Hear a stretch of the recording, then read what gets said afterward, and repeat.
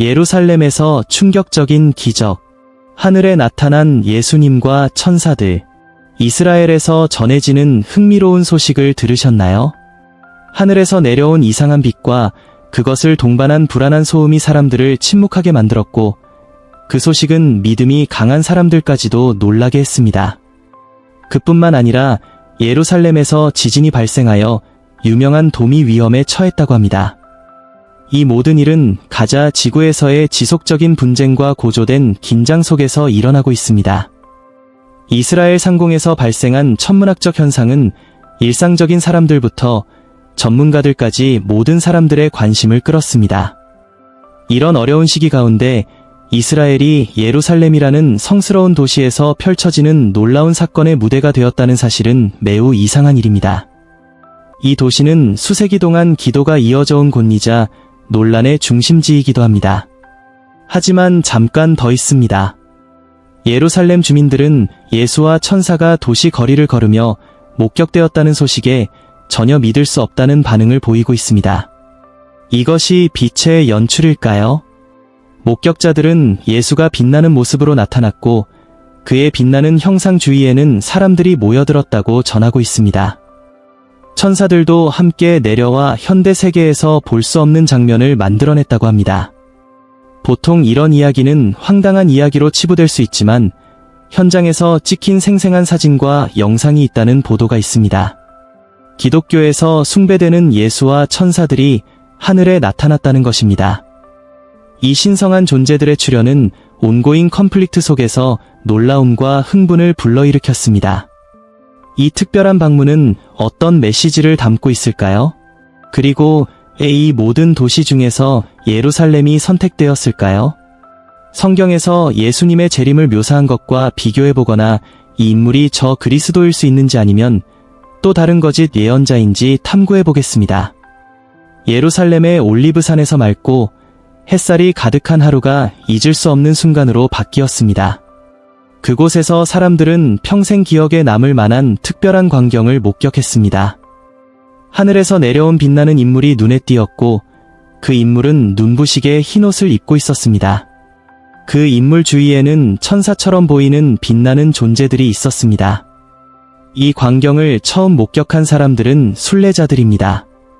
그들은 수많은 그림과 이야기에서 본 그 인물의 모습을 인식하며 즉시 예수와 닮았다는 느낌을 받았습니다. 긴 머리, 풍성한 수염, 깊은 시선까지 그들은 모두 예수의 이미지를 떠올리게 했습니다. 이 장면은 마법처럼 특별한 분위기를 풍겼습니다. 그 인물 자체는 내적인 빛을 발하며 그 경험을 정말 특별하게 만들었습니다. 그리고 그것이 예루살렘에서 펼쳐지는 장면이라는 것은 또 다른 의미를 더했습니다. 그 빛나는 인물이 충분히 충격적이지 않더라도 그와 함께 나타난 웅장한 천사들, 햇살에 반짝이는 날개를 가진 천사들이 나타났습니다. 이 믿을 수 없는 사건을 목격한 군중은 기쁨과 경외심이 뒤섞인 감정에 휩싸였습니다. 일부는 기쁨의 눈물을 흘렸고 다른 이들은 그런 기적을 목격한 것에 대한 감사로 조용히 기도를 올렸습니다.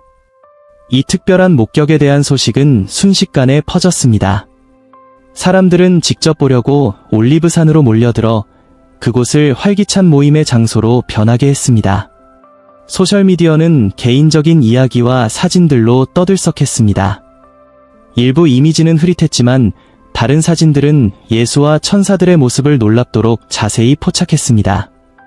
흥미롭게도 이것은 단 한 번의 사건이 아니었습니다. 2016년부터 2023년까지 예루살렘에서는 믿는 사람들이 지속적으로 이와 유사한 하늘의 빛을 목격했으며 그 빛은 종종 예수와 닮은 인물과 천사들의 하강을 동반했습니다. 따라서 낮이든 밤이든 예루살렘은 이 반복되는 현상의 특별한 장소처럼 보입니다. 성경은 예수께서 언젠가 땅에 다시 오실 것이라고 말하고 있으며 이는 그가 하늘로 올라가시기 전에 약속하신 바입니다. 사람들은 이 일이 오랜 시간 동안 이루어질 것을 기다려왔으며 그것이 매우 기쁜 순간이 될 것이라고 생각해왔습니다. 성경은 예수님의 재림을 대단하고 극적인 사건으로 묘사합니다. 예수께서는 강력하고 영광스러운 방식으로 돌아오시며 천사들이 그를 둘러싸게 될 것입니다. 사람들은 예수와 천사들이 함께 올리브산에 나타나는 모습을 보고 얼마나 놀랐을지 상상할 수 있습니다. 예루살렘은 유대교에서 특별한 의미를 지니며 유대교에서 가장 신성한 도시로 여겨집니다. 유대인들에게 서쪽 벽은 고대 성전과의 소중한 연결고리로 성전산에 대한 재통제는 최우선 과제입니다. 기독교에서도 예루살렘은 신성한 장소로 간주되며 예수 그리스도의 생애에서 중요한 사건들이 일어난 곳이기 때문입니다. 예수님이 십자가에 못 박히시고 부활하신 장소인 성명교회는 전 세계 기독교인들에게 깊은 중요성을 지닙니다.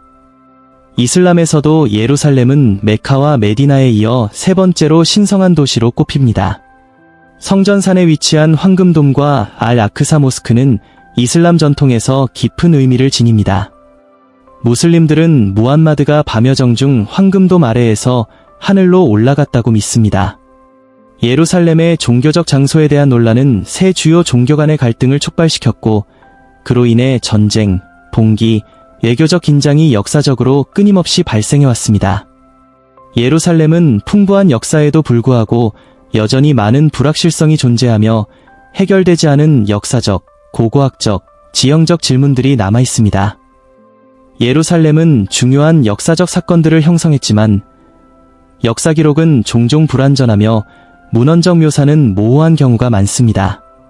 일부 사람들은 사탄이 이스라엘의 진정한 정체성을 역사에서 지우려 한다고 믿고 있습니다. 이 생각은 오랫동안 이어져 왔습니다. 최근 몇 년 동안 팔레스타인 사람들은 예루살렘의 오래된 부분, 특히 성전산 근처를 파괴한 사례들이 있었습니다.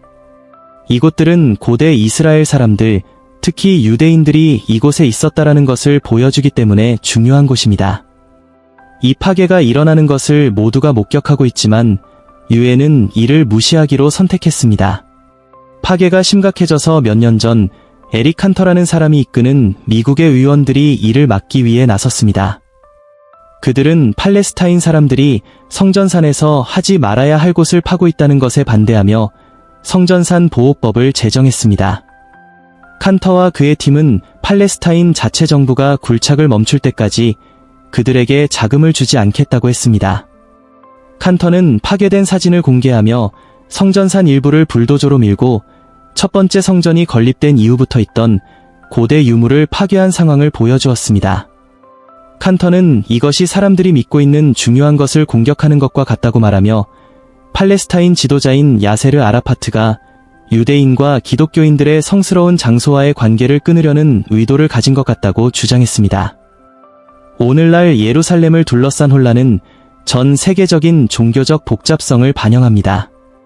많은 면에서 예루살렘은 이미 전 세계를 위한 종교적 수도 역할을 하고 있다고 할 수 있습니다. 우리는 예루살렘의 과거를 더 깊이 파고들수록 우리가 예전에 알고 있던 것들이 재조명될 필요가 있다는 사실을 알게 됩니다. 큰 도전 중 하나는 예루살렘이 거의 6,000년 동안 계속해서 거주되고 재건되었다는 점입니다. 이렇게 쌓인 많은 역사 속에서 도시가 재건될 때마다 사람들은 옛 돌과 자재를 재사용했기 때문에 고고학자들이 지하에 묻힌 역사적 층을 풀어내는 것이 어려워졌습니다. 또한 예루살렘은 언덕에 자리 잡고 있어 시간이 지나면서 도시의 배치를 이해하는데 더욱 복잡함을 더합니다.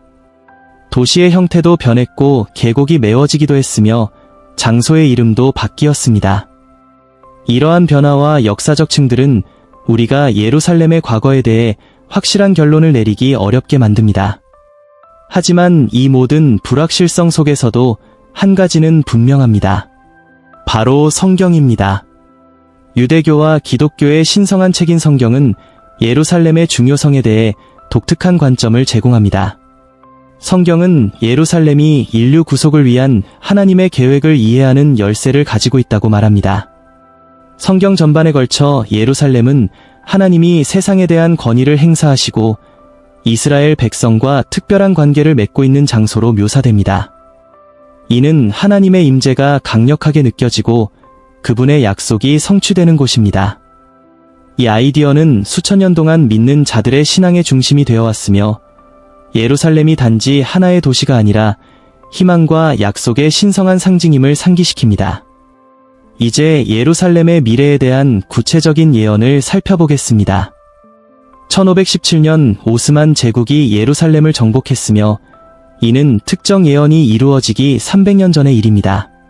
그들은 1917년까지 예루살렘을 지배했고 그 후 영국이 예루살렘을 차지했으며 이는 정확히 400년, 즉 8번의 안식년 주기를 의미합니다. 그 후 예루살렘은 무인의 땅이라고 불리던 시기를 한 번의 안식년 동안 겪었습니다. 예언에 따르면 1917년부터 1967년까지는 9번째 안식년의 결과를 목격하게 될 것이라고 했습니다. 이스라엘이 1948년에 국가를 이룩했지만 예루살렘의 완전한 통제는 1967년 6.1 전쟁 이후에야 이루어졌습니다. 그 사이 예루살렘은 예언대로 무인의 땅이라고 불렸습니다. 그리고 9번째 안식년의 끝에서 예루살렘은 다시 유대인들의 통제에 들어갔고 이는 메시아적 종말의 시대가 시작된 신호로 해석됩니다. 예언이 얼마나 정확하게 이루어졌는지 놀라울 따름입니다. 이제 10번째 안식년으로 넘어가 보겠습니다. 이는 2017년을 끝으로 다가옵니다. 2017년에 일어난 중요한 사건은 무엇일까요? 바로 트럼프 대통령이 예루살렘을 이스라엘의 수도로 인정하고 미국 대사관을 예루살렘으로 이전한다고 발표한 사건입니다.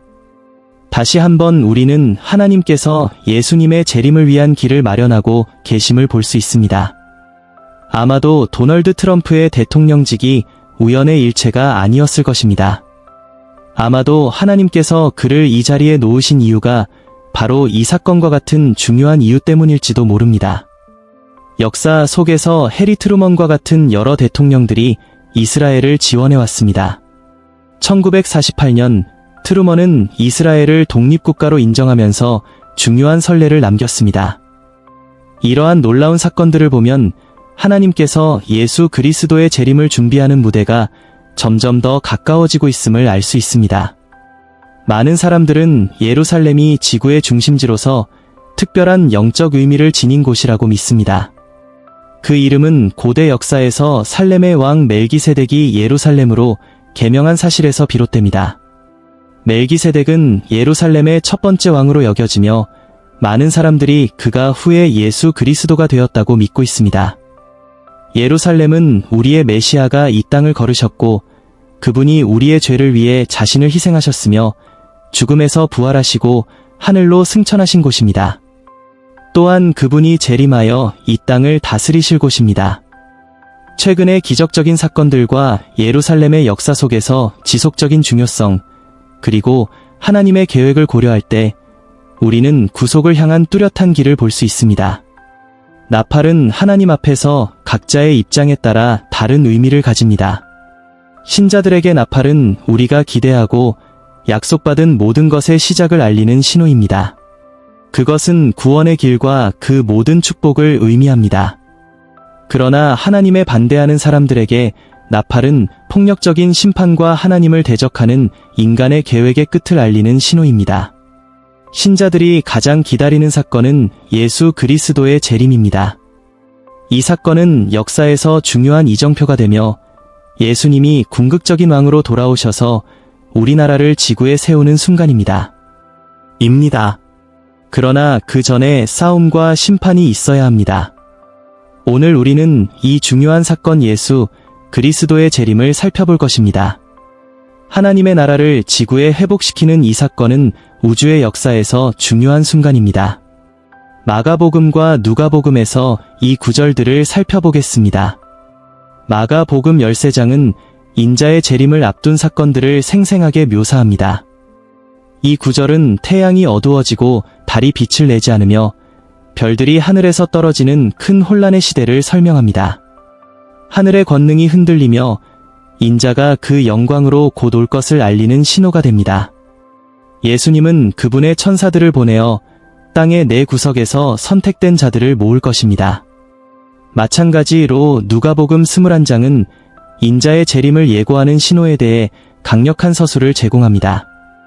이 구절은 민족들 사이에서 일어날 고통과 사람들이 다가올 일을 두려워하며 기다리는 모습을 묘사합니다. 바다가 끓어오르고 사람들이 하늘의 권능이 흔들리는 것을 보며 마음이 약해질 것입니다. 그러나 혼란 속에서도 희망이 있습니다. 이 신호들이 나타날 때 우리의 구석이 가까이 왔음을 알리는 신호로 우리의 머리를 들어 하늘을 바라보라는 것입니다. 두 구절은 우주의 큰 혼란과 신성한 개입을 묘사하며 우리가 계속 깨어 있고 희망을 잃지 말아야 한다는 것을 상기시킵니다. 고난이 있어도 예수 그리스도의 재림은 신자들에게 구속과 구원을 가져다 주기 때문입니다. 누가는 항상 자신만의 방식으로 설명하는데 그 점이 매우 흥미롭습니다. 이 세 구절은 그 시대의 중요한 사건들을 잘 요약하고 있습니다.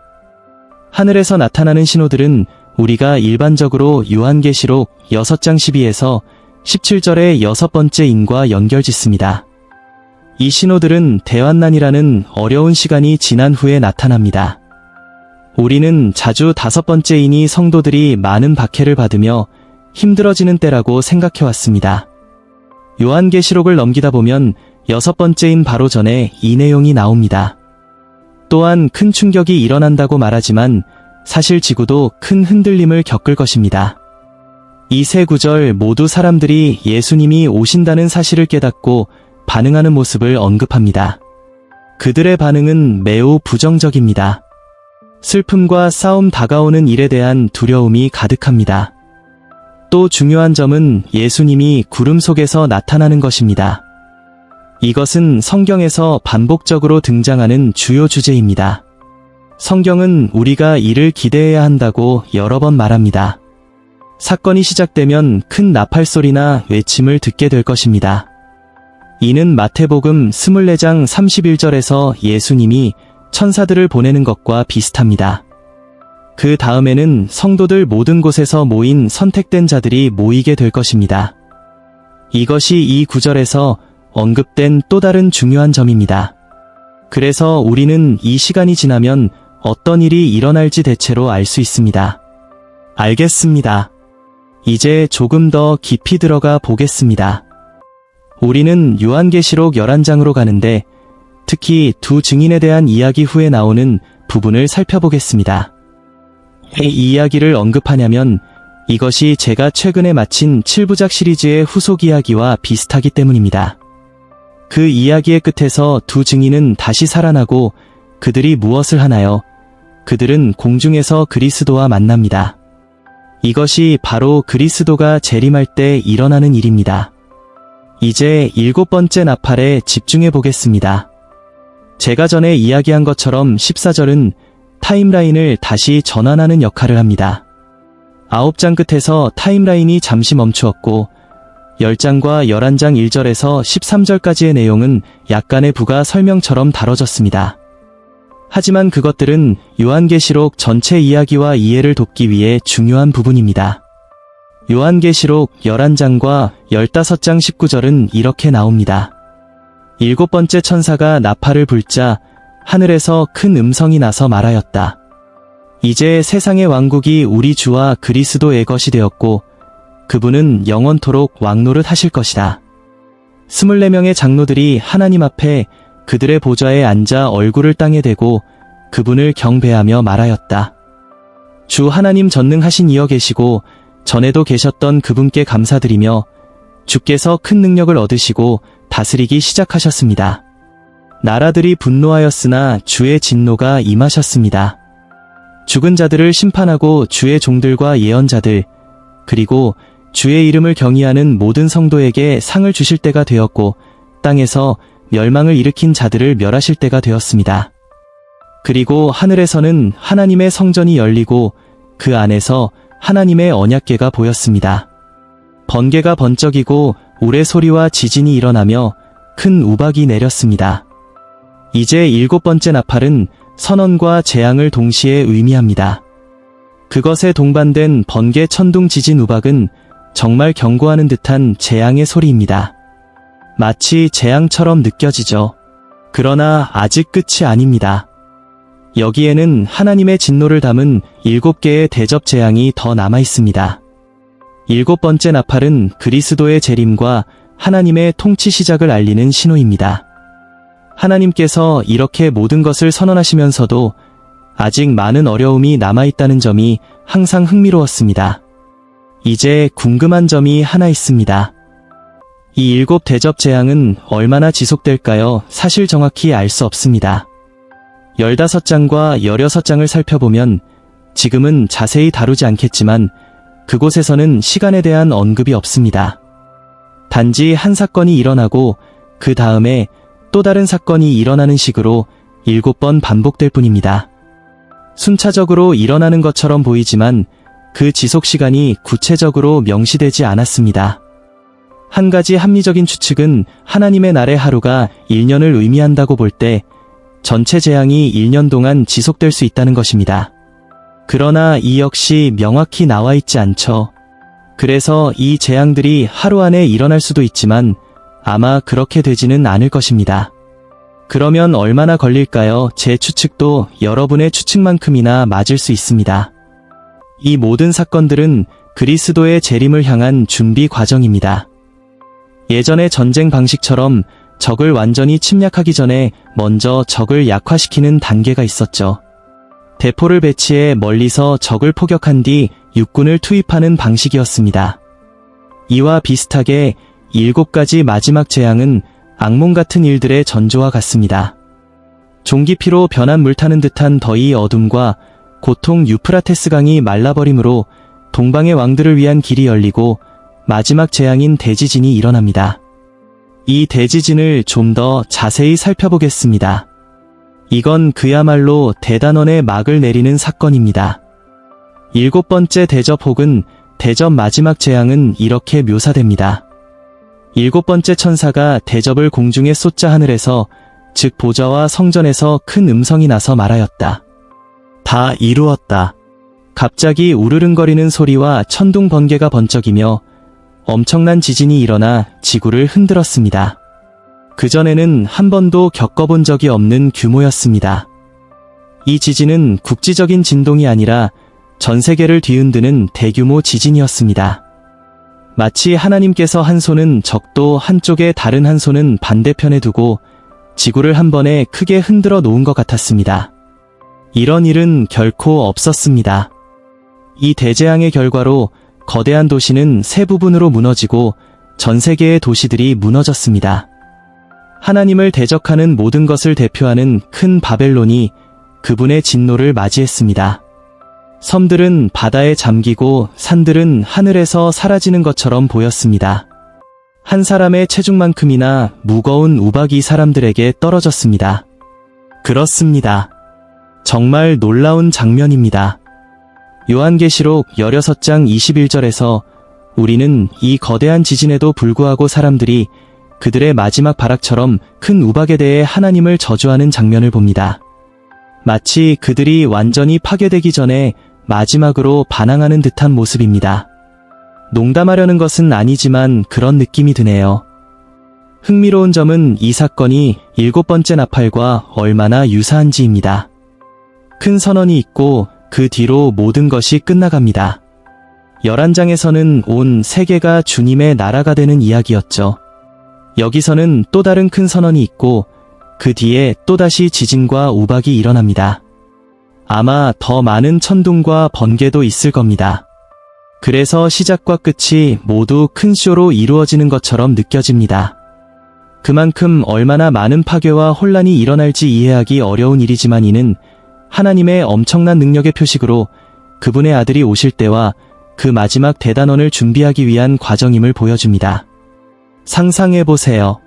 그리스도가 대천사의 음성과 나팔 소리와 함께 내려오십니다. 그분이 오실 때 그분을 믿고 돌아가신 분들이 부활하여 불멸의 완전한 존재로 변화되고 환하게 빛나게 됩니다. 그리고 그때 여전히 이 땅에 있는 사람들 이 멋진 순간을 기다리며 안전한 곳에서 준비하고 있는 많은 사람들이 기를 바랍니다. 또 함께 변화될 것입니다. 우리는 그리스도를 맞이하게 될 것입니다. 영화에서 보던 휴거와는 다릅니다. 그것은 부활입니다. 첫 번째이자 가장 중요한 부활입니다. 이사야 61장 2절에서 말하는 것처럼 그것은 좋은 소식을 전하고 상처 입은 마음을 고치며 포로를 풀어주는 일입니다. 그것은 주님의 놀라운 시간이 시작되는 순간입니다. 좋습니다. 이제 예수님께서 누가복음에서 말씀하셨던 내용은 그분의 사역의 시작에 대한 이야기였습니다. 이제 이사야 61장 2절의 두 번째 부분을 살펴보겠습니다. 그곳에서는 하나님의 심판의 날에 대해 이야기하고 있습니다. 예수님은 처음에 좋은 소식 즉 주님의 은혜의 해를 선포하셨지만 그 후에는 하나님의 정의가 오는 날에 대해 언급하셨습니다. 그것이 우리가 이야기했던 심판과 무거운 내용들, 슬픔에 잠긴 사람들에게 위로를 주는 곳입니다. 사실 그것은 시원해서 슬퍼하는 사람들에게 위로를 주기 위한 것입니다. 우리가 이 논의들을 탐구하면서 예수님은 단순히 역사적인 인물이거나 먼 종교적 아이콘이 아니시라는 것이 분명해졌습니다. 그분은 인간 역사 안폴딩에 깊이 개입하고 계시며 첫 번째 오심에서 약속하신 재림에 이르기까지 그 모든 과정에 함께 하십니다. 우리가 본 이 예언들은 놀랍고도 일부에게는 두려운 내용입니다. 종말에 대한 생각은 이협적으로 느껴질 수 있습니다. 하지만 혼란과 불확실성 속에서도 희망과 확신의 메시지가 있습니다. 예수님의 사역은 단지 설교하는 것이 아니라 그분을 믿는 모든 이들에게 구속과 구원의 길을 여는 것이었습니다. 그리고 그분의 재림에 대한 약속은 두려워할 것이 아니라 그분을 믿는 이들에게는 희망의 빛이 됩니다. 그러니 종말에 대해 불안감을 느끼고 있다면 예수님께서 여러분과 함께 하신다는 것을 기억하세요. 그분은 이미 죄와 죽음을 정복하셨고 모든 것을 새롭게 하기 위해 다시 오실 것입니다. 두려움에 굴복하지 마세요. 대신 예수님과 그분의 미래 계획에 대한 믿음을 가지세요. 그분을 단지 역사적인 인물로만이 아니라 여러분의 구세주이자 주님으로 믿으세요. 그분의 사랑과 은혜가 여러분에게 평화를 채워줄 것입니다. 무엇이 일어나든 여러분은 그분의 손 안에서 안전하다는 사실을 기억하세요. 그분의 재림을 기다리며 매일을 믿음과 목적을 가지고 살아가세요. 이들이 불확실할지라도 한 가지는 확실합니다. 예수님은 다시 오실 것입니다. 그리고 그분을 믿는 자들은 두려워할 필요가 없습니다. 그분의 약속을 받아들이고 믿음을 굳게 지키며 모든 것을 바로잡으실 그날을 기대하며 살아가세요.